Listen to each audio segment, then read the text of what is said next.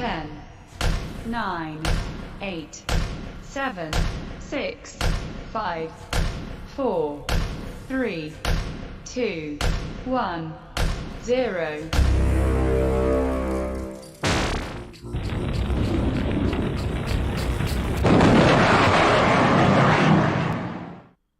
Hello, everybody. It's me, Michael Voss, Dragon of the Southern Tier, here with you today, and we are going to have a great show. I'm looking forward to it. This should be rather exciting. We're going to have our guest on today a little bit in just a few moments, and that's going to be Larry Ward. He's the founder of Stand with Tucker. He's also the founder of the Constitutional Rights PAC, and I'm looking forward to speaking with him at 1:30, and that should be rather exciting. We're going to have some fun with that. In addition to that, we have a lot of other things to talk about, just stuff that's been, stuff you probably haven't heard about in the news, but you should have. Things that are really important, actually. And that's what we're here to do. We're here to talk about the things that are really important. And sorry, my volume was a little low there for a second. Didn't realize it. Okay, that should be much better. So, there's obviously we've been seeing a lot of news about Biden, Joe Biden, who's one of the front runners of the Democratic Party for the 2020 election.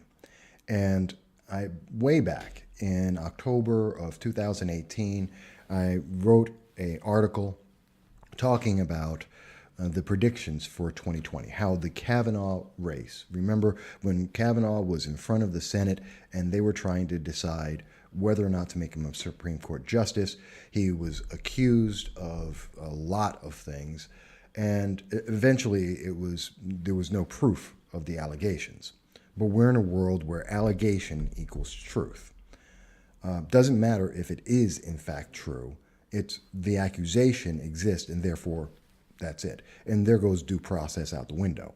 Kind of like with the red flag legislation. If you've been accused, then that's good enough in the case of the red flag legislation to take away your property, to take away your children, to ostracize you in your community. Well, and same thing with these sexual assault allegations. Now, that's not to say that if there has been a sexual assault, of course someone should come out and make their claim, and they should make people aware of it. But the rush to judgment based on that claim, as we saw in the Kavanaugh case, was unfounded. There's nothing to it. And therefore, we see people's lives destroyed more often than not because of that. And I'm not talking about the Harvey Weinsteins of the world. Yes, we should have those, people should come out, and Harvey Weinstein should be judged and go through the process and be punished for the crimes that he committed and the sexual assaults he committed. But we're also seeing the backlash of this, where anyone, for any political reason, can come out and they can come after someone. Now, I'm not saying that Joe Biden is a darling. I'm not. And, I'm a Republican, a conservative Republican. And I find myself in the odd instance of having to defend Joe Biden to an extent.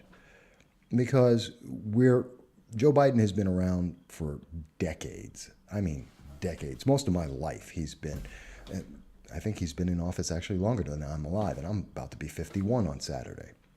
So we're seeing Joe Biden, after all of his many, many, many years and his many actions, and I'm not saying he's not creepy. I'm not saying that he's not a very touchy, in-your-face, real close person, which he does to men and women. And I'm not saying that that's necessarily good, except we're not necessarily hearing that people have told him it's not good, that that's not something that you should be doing.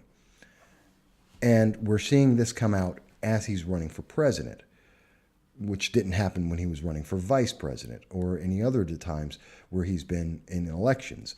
People haven't been coming up with these allegations before, but now we're seeing all these allegations.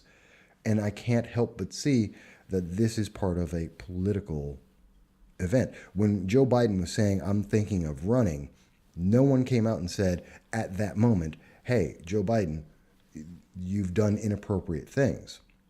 And when he was vice president, no one came out and said, hey, Joe Biden, you're doing inappropriate things. But when he says, I'm going to be potentially running for the 2020 presidential race, I want to be one of the nominees, and he leads the charts in being that candidate, then all of a sudden people come out and say, hey, you know what? Joe Biden's done all these really awful things. That smacks of political opportunism, and that's bad for everyone. You know, I have no love of Joe Biden's, well, pretty much anything. It doesn't matter. I'm not a fan of Joe Biden at all. I don't agree with his positions on gun control and the Second Amendment. But at the same time, when you're looking at it and you say, well, Mike, you know, why are you defending him? Kind of because I have to. Because it's unfair. Democrats are destroying their own for the worst reasons possible. And I really feel bad for him. And I have to wonder. I mean, it's been bouncing him around. He was in the lead, as you can see, going back to Predict It, which I've been looking at on all of the 2020 candidates, and there's like 40 of them. But he's been bouncing down, and he's been losing traction. And I just have to say, and that's partially because he apologized for being white. That's partially because he's got these allegations behind him. But I don't really know.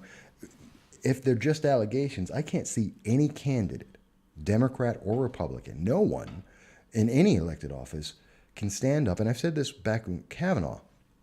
Anyone can come up with an allegation and derail it if it's political, if the person is political, and derail them completely on an accusation that's unfounded. And we should be concerned about that. We really should be really concerned about that. And I think that's a bit unfair to what's happening to him. Does he need to change his? I mean, there's 7 women who've come out. No one's saying that it's a sexual assault, but everyone's saying, and there's the other thing. If it's not a sexual assault, why are you making these allegations? What are you doing? If you're not willing to say, if he's not a Weinstein, if he's not a Bill Cosby, if he's not a Cardi B, then why are you coming out and saying this about him? And at the same time, it's political, because this is a nomination that's going on, and he's leading almost all the 23, almost all of them, all the candidates in the Democratic Party. And then why? Who else can this be done to?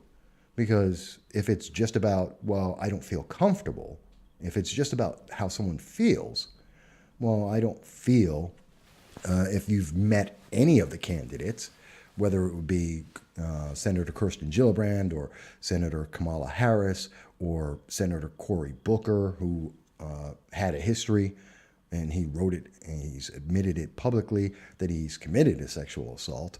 I mean, or Beto O'Rourke, Robert O'Rourke, the fake Hispanic.